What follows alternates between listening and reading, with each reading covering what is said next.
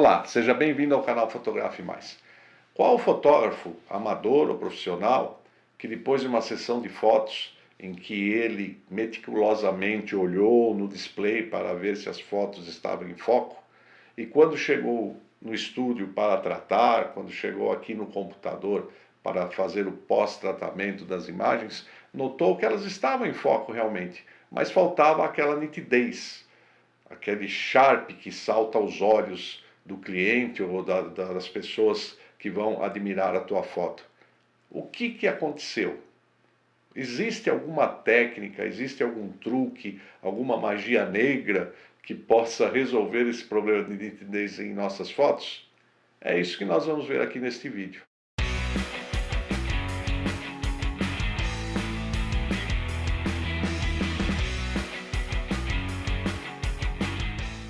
Vamos primeiro entender o que é nitidez. Lá no dicionário está escrito assim: é uma coisa limpa, clara, que se distingue bem. Bom, ok, tá certo. No meu entender, a nitidez em fotografia é quando as bordas das margens dos objetos que estão dentro da fotografia, seja pessoas, árvores, estrelas, peixinho dourado, qualquer componente da tua foto estão nítidos, as margens estão nítidas, existe uma separação visível nas bordas dos objetos, ou como essa separação é a nitidez. Mas aí a maior pergunta é: nitidez não é foco? Nitidez não é foco. Nitidez e foco são coisas diferentes. O foco é parte de uma foto nítida, ele é um elemento, é um componente, mas existem outros componentes que fazem a tua foto ser nítida ou não. Quais seriam esses componentes? Então vamos lá. O primeiro, evidentemente, é o foco. Esse é óbvio que o foco, se ele estiver correto, a nitidez vai estar lá. Velocidade de obturação é outro elemento. Abertura de diafragma é outro elemento. Fixação do seu equipamento, como você segura, a fixação do seu equipamento. E, por último, e não menos importante, porque aqui não tem ordem de importância, todos são importantes, o equipamento pode ser o culpado pela falta de nitidez. Eu não vou falar aqui sobre foco nesse vídeo, porque eu estou partindo do pressuposto que a tua foto está focada, que o teu problema não é foco. Você já aprendeu lá sobre profundidade de campo, já aprendeu a usar o sistema de foco da tua máquina, já aprendeu tudo direitinho. Então, eu vou partir desse pressuposto e nós só vamos conversar então sobre os outros tópicos que eu acabei de falar. Então, vamos começar pela velocidade de obturação, ou o tempo de exposição, cada um dá um nome. Como este é um canal que procura ser amplo no seu leque de conhecimento, abrangendo desde o principiante até o fotógrafo mais experiente, vamos falar de conceitos bem básicos de fotografia. Para aqueles que já sabem, vai ser básico, para aqueles que não sabem, é novidade. Então vamos respeitar aqueles que estão começando, que merecem o nosso respeito e admiração. Um dos conceitos básicos de fotografia é este: quando você estiver tirando fotos com a máquina em sua mão, não no tripé, na sua mão, ou usando qualquer outro apoio, na sua mão, existe uma regra que diz o seguinte: para você não usar a uma velocidade mínima de 1 sobre a distância focal da sua lente que você está usando. Então, o que quer dizer isto, em outras palavras? Por exemplo, você está usando uma lente 80mm, segurando a máquina na mão, como eu falei, segurando a máquina na mão. A lei diz o seguinte, que é 1 sobre a distância focal. Se a lente tem 80mm, essa é uma máquina full frame. A velocidade seria 1 sobre 80 avos. Marx não tem 1 sobre 80, então usa uma velocidade acima. 1 por 100 ou 1 por 125, tem máquinas que tem 1 por 100, 1 por 125. Use o mínimo essa regra, 1 sobre a distância focal da lente que você está usando. E se vocês repararam, eu falei máquina full frame, porque se a tua máquina for uma máquina cropada, se ela for uma máquina que é aquelas máquinas que tem metade do sensor, o half frame, então você vai ter que fazer um multiplicativo da tua distância focal pelo tamanho do sensor, que é aquele famoso 1,5 na Nikon, 1,6 na Canon. Então, se você está com 80 milímetros, ela está sendo usada numa máquina cropada. 80 milímetros, no caso da Nikon, vezes 1,5, mesmo a lente sendo 80, por ser cropada, ela está com 120. Então é 1 sobre 120. Aí tá fácil, aí você usa 1 sobre 125. Um exemplo prático, outro exemplo prático, por exemplo, esta lente aqui é uma 180-600, tá? É uma 180-600. Então vamos supor que eu vou usar ela em 600 milímetros aqui nessa máquina full frame aqui na Z8.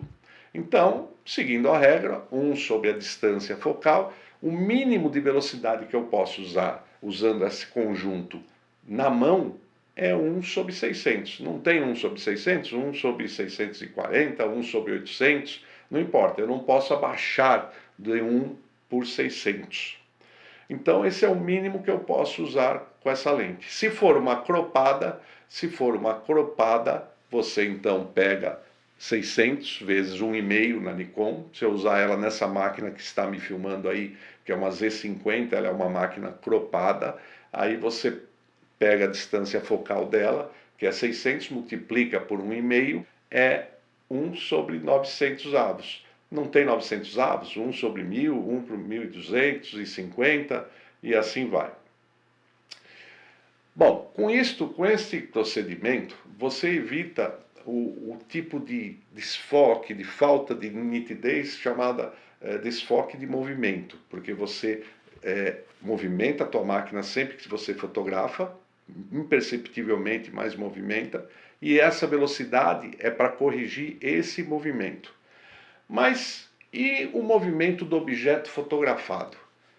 Do objeto propriamente dito. Essa regra ela é importante, gente, essa que acabamos de falar, para segurar na mão, para segurar a vibração da tua mão na máquina.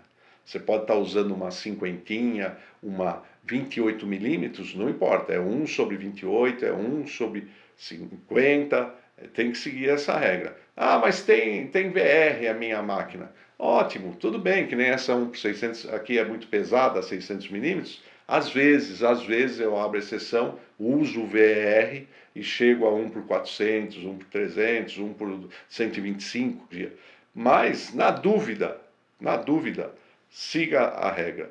Então, com essa regra, você vai evitar a falta de nitidez pelo movimento do equipamento. E agora o movimento do objeto que eu estou fotografando. Aí é outra história, aí o bicho pega de novo em fotografia, né? Imagine um carro de Fórmula 1. Um carro de Fórmula 1, ele está passando paralelo ao teu eixo aqui do teu sensor, nesse movimento, tá? Está passando nesse movimento, a 300 km por hora, tá? A 300 km por hora. Então, que velocidade que eu vou usar para que ela saia nítida esse carro de Fórmula 1? Aí depende, aí eu nunca fotografei um carro de Fórmula 1 a 320 km por hora, mas o pessoal fala que é desde 1 por 1.000 até 1 por 8.000. Vamos falar 3.200. Então eu uso 1 sobre 3.200 avos para congelar o movimento. Vai parecer que o carro está parado, até não tem graça, né? Não tem graça, por isso que se faz o panning, né? Você deixa na velocidade, por exemplo, de 1 por 1.000 e acompanha, se possível, né, o carro de Fórmula 1 e forma aquelas... Atrás fica desfocado e o carro fica focado, mas não fica nítido. Se você pegar uma foto de panning, você vai ver que é bonita de ver lá o carro de Fórmula 1 e aqueles riscos atrás e o carro aparentemente parado, mas aquela sensação de velocidade. Mas se você ampliar a foto, você vai ver que não existe nitidez pura ali. Por isso que essa procura pela nitidez, às vezes, é uma insanidade. Não precisa toda a foto ser nítida. Não precisa, gente. De repente, um soft, um blur, cai bem na foto. Então, não precisa ficar nessa neura, mas realmente, a maioria das fotos precisa estar nítida. Mas tem casos que não. Agora, então nós vimos aqui o carro na paralela. Você tem que usar 1 sobre 3.200 para congelar o movimento. Não importa se vai ficar bonita a foto ou não, mas o carro vai ficar nítido, vai ficar parado, você vai ver as letrinhas lá, parado, beleza, nítida. Tá bom, mas aí o carro está vindo em direção a você, em direção ao sensor, nessa linha reta ao sensor. Aí muda de figura, aí você já não precisa usar a mesma velocidade, né, o carro, evidentemente. Você não precisa usar 1 sobre 3.200, você pode usar talvez 1 por 1.600, não sei, estou chutando, para que ela fique nítida a foto, para que o carro dê a impressão de que parou, né? Então você usa 1 sobre 1.600. Agora, e se ele estiver numa perpendicular? Numa perpendicular. Aí você não usa nenhuma nem outra, usa uma no meio, uma mediana, 1 sobre 2.000. Então, com este exemplo, você chega à conclusão de que o seguinte, que uma correta obturação para se obter uma foto de um objeto em movimento, para se obter uma foto nítida de um objeto em movimento, isso depende de como o objeto está se posicionando em relação ao sensor da câmera. É mais uma regra para complicar você, para deixar você aí pensando. Ah, então se, por exemplo, uma pessoa correndo estiver paralela, se uma pessoa correndo estiver vindo em minha direção, se uma bicicleta, então, como que é, Marx? Qual que é a regra de ouro? Prestem atenção que todo mundo procura a regra de ouro. Qual que é a regra de ouro para se usar, para se congelar, então, uma pessoa correndo, um pássaro voando, um carro de Fórmula 1? Qual que é a regra? Então vocês escutem bem, porque isto é muito importante e todo mundo quer saber essa regra. A regra é: fotografe mais. Fotografe mais. Esta é a regra. Eu não ia perder a oportunidade de citar o nome do canal nesta oportunidade aqui que eu tive, né? Então fotografe mais. Vai para a rua, vai para o estúdio, vai para a tua cozinha, ver gota de água, vai para a natureza, faça fotos, meta o dedo lá no obturador, teste as velocidades de uma pessoa andando, de uma pessoa correndo, põe a tua namorada, a tua esposa, o teu esposo, o teu namorado para correr e tira a foto dele correndo e gaste. A máquina foi feita para tirar foto. Tem gente que se orgulha. Ah, minha máquina está só com 1.000 cliques. Gente, isso é a coisa mais idiota do mundo. Máquina foi feita para tirar foto. Então, mete o dedo. Vai lá e aprende. E você não precisa ficar, ah não, eu vou numa situação. Não, cria a situação. Estou falando, põe aí a sogra para correr, tira a foto da sogra correndo, a sogra andando, a sogra caindo. Não, coitado, aí também não, mas deixa a sogra quietinha. A velocidade de obturação é um elemento importantíssimo na nitidez das suas fotos. Você não imagina como. Você às vezes está com uma grande angular, uma 28mm, ou 20 milímetros e pensa assim, ah não, o ângulo é grande, eu não preciso seguir a regra, eu vou pôr 1 por 10 aqui, 1 por 5, porque a luz está muito ruim. Vai sair com pouca nitidez. Não importa se é uma grande angular, uma tele, uma média. Lembre-se dessa regrinha de 1 sobre a distância focal. Mesmo que tiver VR, mesmo que o corpo da tua máquina tiver VR, essas mirrorless novas que tem VR no corpo, mesmo a lente, procura sempre obedecer essa regra. É coisa antiga, é coisa velha, mas que funciona muito bem e não vai te decepcionar. Muito bem, agora vamos para o segundo fator que influi na nitidez da tua foto. Mas antes, se você está gostando aqui do vídeo, deixa seu like aí, se inscreva no canal, aperta o sininho para receber avisos de novos vídeos, compartilhe com teus amigos fotógrafos, dá uma força aí para o canal ir para frente e a gente poder fazer mais vídeos, né? Então vamos falar sobre abertura de diafragma. Essa é um grande vilão também. Toda lente, essa lente que eu estou filmando aqui, essas lentes, toda lente tem o que o povo lá fora, os americanos, chamam de sweet spot. Sweet spot, o ponto doce. É gostoso falar sweet spot, o ponto doce. O que é isso? Em português seria o ponto ideal da objetiva, da lente. É a abertura de diafragma, e nos casos das lentes zooms também a distância focal, em que a objetiva, aquela lente, proporciona a melhor nitidez. Simples assim. Sweet spot é o ponto focal. Se for uma fixa, evidentemente vai ser só aquele ponto focal. Agora, se for uma zoom, é o ponto focal em que a lente apresenta a melhor característica, a melhor nitidez possível. Sweet spot, ponto ideal.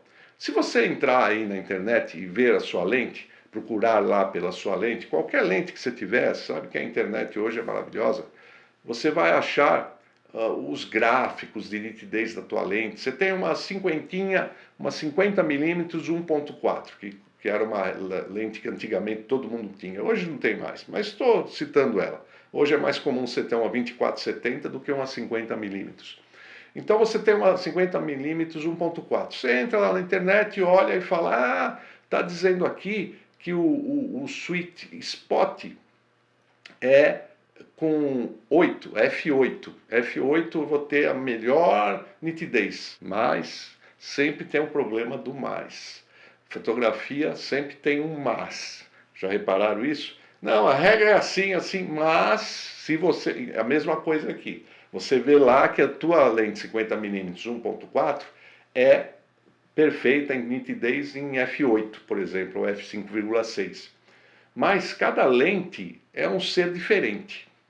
Todas as lentes, por exemplo, da Nikon, nascem na mesma maternidade. Da Canon, nascem lá na maternidadezinha da Canon. Na Nikon, nasce na Sony, nasce na maternidade da Sony. Nasceu uma 50mm 1.4, nasceu mais uma 50mm 1.4.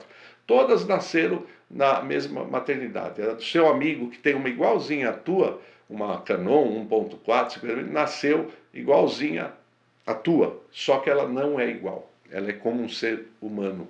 Porque cada cópia de lente é única. Por que isso, Marx? Porque fabricar uma lente é um processo muito complexo. É centenas de procedimentos. É corte da lente, é polimento da lente, é tratamento das lentes em câmaras de vácuo, que vão gases nobres para dar aquela cor que vocês veem na lente, aquela azulado, aquilo lá coloca-se as lentes em umas câmaras de vácuo especial, e com o vácuo joga lá dentro gás de cobalto, de rádio, de um monte de gás doido lá, com nome doido, que vão dar aquelas cores na lente, que é para evitar aberração cromática, para evitar infravermelho, ultravioleta. Então, veja bem, são centenas de processos que estão sujeitos a pequenas variações, concordam? E isso faz que cada lente seja diferente uma da outra. Então, para procurar o sweet spot da tua lente, você pode se basear na internet, mas você vai ter que fazer de todas as lentes, essa lente, essa lente, aquela outra, todas as lentes, você vai ter que fazer o sweet spot. E como que se faz o sweet spot, o teste de sweet spot da minha lente 24-70? Muito bem, você vai pegar algum objeto, tem as bordas bem definidas. Eu, no caso, eu imprimi para mim isso daqui. Você acha na internet esses desenhos, se você procurar aí. Eu vou ver se eu tenho algum link e ponho aqui no canal, no final aqui para vocês, que você possa imprimir. Você vai lá, coloca o teu objeto de teste, o teu motivo de teste, seja isso, uma folha de sulfite com um monte de risquinho, põe num lugar bem iluminado, fixo num tripé que você tiver, ou na parede, e coloca a tua máquina com a lente que você quer analisar no tripé. Tem que ser no tripé, tá?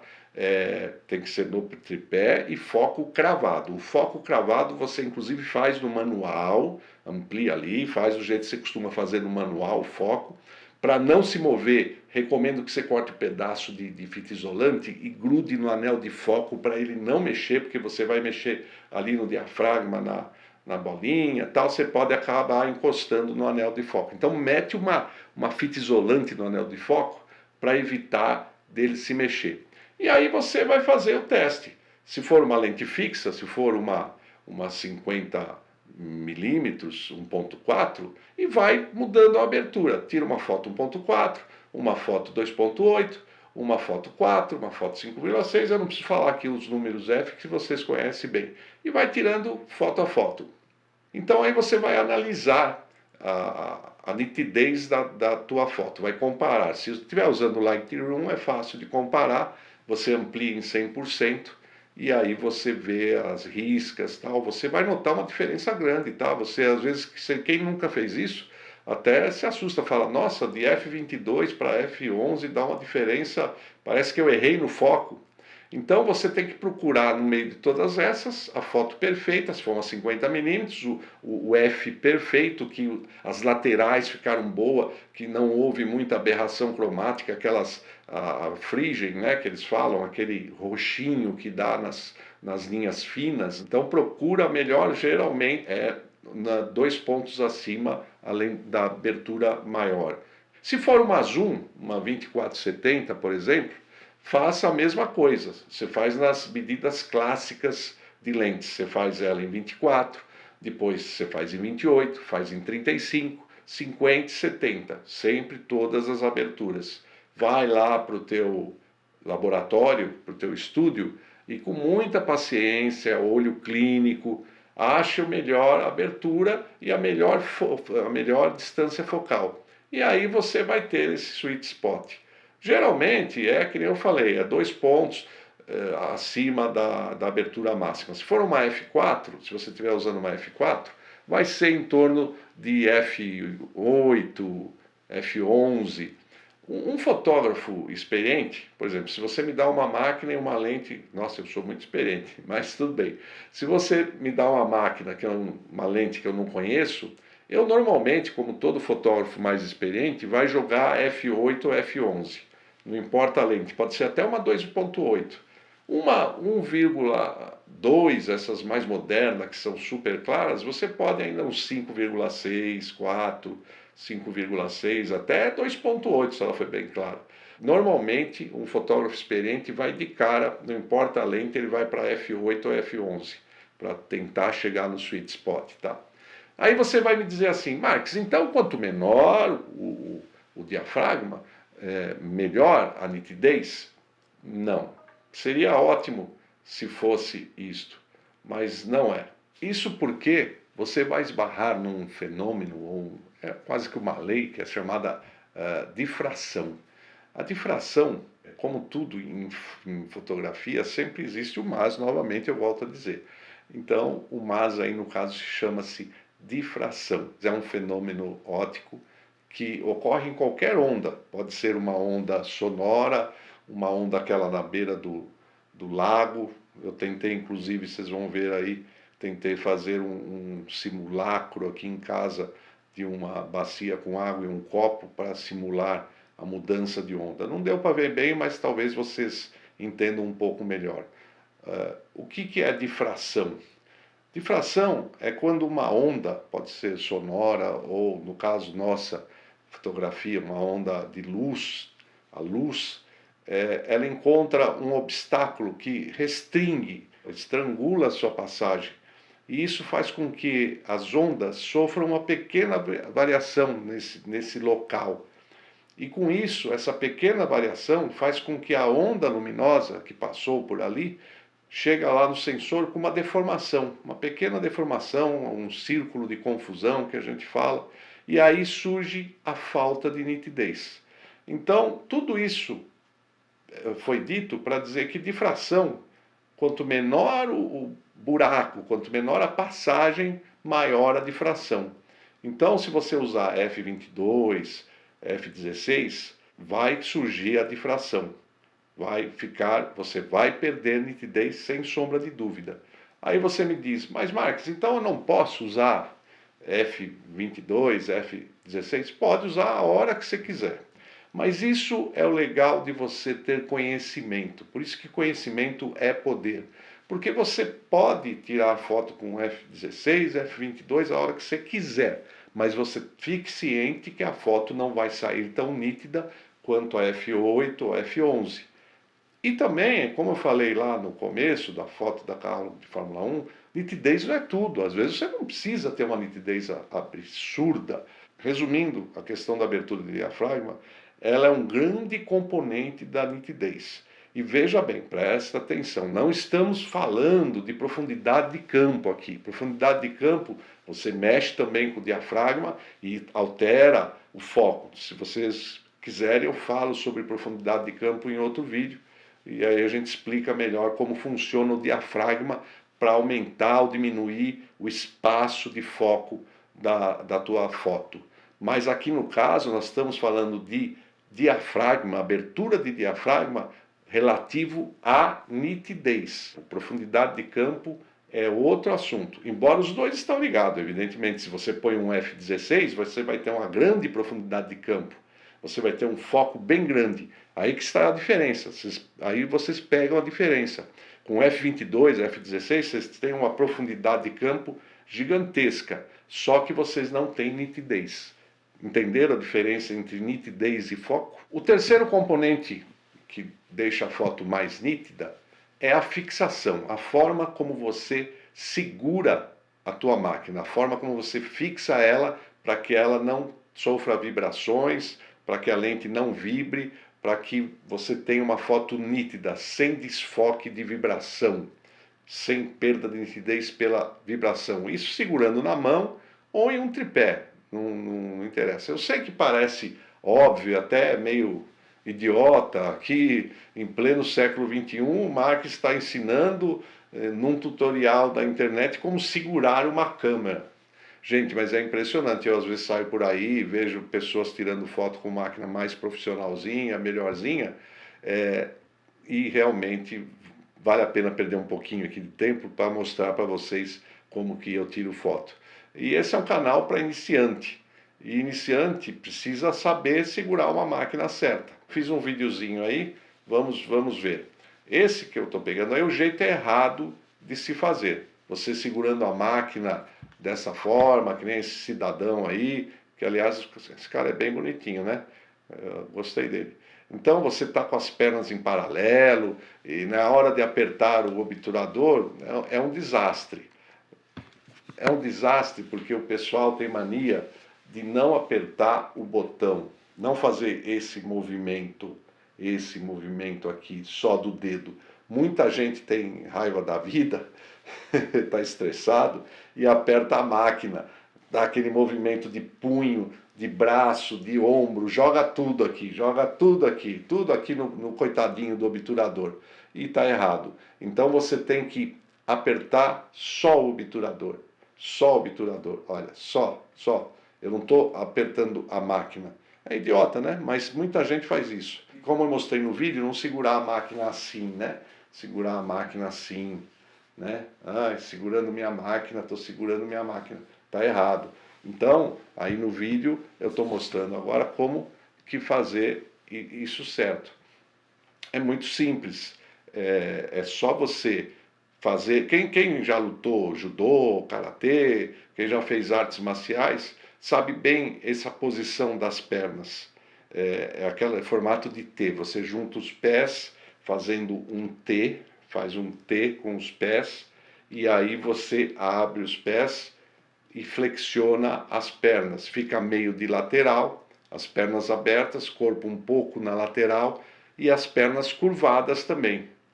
E quando for bater a foto, pelo amor de Deus, só mova o dedo, não mova o braço, o punho, só mova o dedo. E se for uma tele bem pesada, primeiro, porque a maquininha mais leve, a lente mais leve é tranquilo. Agora, a tele pesada, primeiro use a técnica de snipers. Primeiro você tem que esvaziar o pulmão, deixe o pulmão vazio, e assuma mesmo a postura que você assumiu para tirar a outra com a outra lente e tire a foto. E é claro, né, seguindo a regra de velocidade, de sweet spot, de 1 sobre a distância focal, e aí você vai ter uma foto nítida. Se você usar um tripé, não economize na compra de tripé. Não compre esses tripézinhos de alumínio, se for de alumínio, tripé bom de alumínio é pesado, não tem jeito. Se você quiser um tripé para viagemzinha, para passear e tal, tudo bem. Agora, se você quiser um tripé, nós estamos falando de fotógrafo principalmente de natureza, para segurar uma lente dessa, que pesa 3,5 kg, para segurar uma dessa daqui, que pesa 2 kg e tralalá, e mais a máquina 1 kg. Então tem que ser um tripé realmente poderoso. Porque você usa o tripé para quê? Para ter velocidades mais baixas, não é isso? Se ele vibrar, a mínima... Gente, vocês não têm noção com uma lente zoom, uma pulga pulando na lente, ela parece que vai acabar o mundo. Então, tripé ruim, ele não serve nem para pendurar tuas roupas. Tripé bom, segurando a máquina de forma correta, porque muita gente segura, né, com uma mão só e acha que fazer gracinha e tal. É um momento sério, um momento de concentração. Se concentre no que você está fazendo, que a foto vai sair boa. Siga as regras que nós falamos até agora. O último e o quarto elemento não deixa de ser, porque aqui não existe ordem de importância, todos são importantes. O quarto elemento que pode ser o culpado da sua foto não estar saindo nítida é a tua objetiva, essa objetiva que você tem aí. Existe na internet um monte de influencers que falam o seguinte: gente, o cara pega uma Z8, uma R5, uma R1 da Canon, da Sony A9 e fala: gente, vocês não precisam de equipamento super profissional para tirar gente boa, foto boa. O cara está falando isso segurando uma máquina top, uma lente top, tudo top, né? E eu não concordo com isso. Elas sempre citam, essas pessoas, Henri Cartier-Bresson, ele tirava fotos maravilhosas com a cinquentinha, foi um dos maiores fotógrafos de todos os tempos, sem dúvida, gente.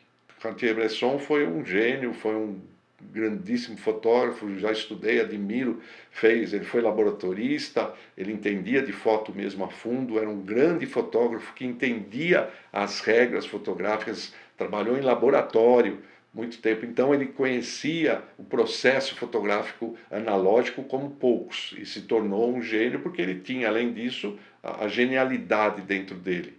E ele usava uma Leica com uma cinquentinha. Mas aí todo mundo cita ele como exemplo de que não é a máquina que faz o fotógrafo. Gente, como que não é a máquina? A Leica não é uma máquina vagabunda e a cinquentinha não é uma máquina, não é uma lente vagabunda. Na época era a melhor que existia. Então, para o tipo de foto dele, para o que ele fazia, aquelas fotos do momento decisivo, aquele equipamento era o adequado, era o melhor que tinha, não existia melhor que aquilo. Ele estava com o topo na época. E a foto do cara era maravilhosa, com uma cinquentinha e fazia milagres. Agora, pede para o Cartier-Bresson, que já morreu, mas fala para ele, vem tirar uma foto aqui de um tucano, de uma pessoa, de um tucano a 500 metros de distância com a tua cinquentinha. Tudo é o equipamento, a pessoa e o equipamento, certo? Agora, se você tem um equipamento de entrada, ele vai fornecer fotos muito boas, não tem problema.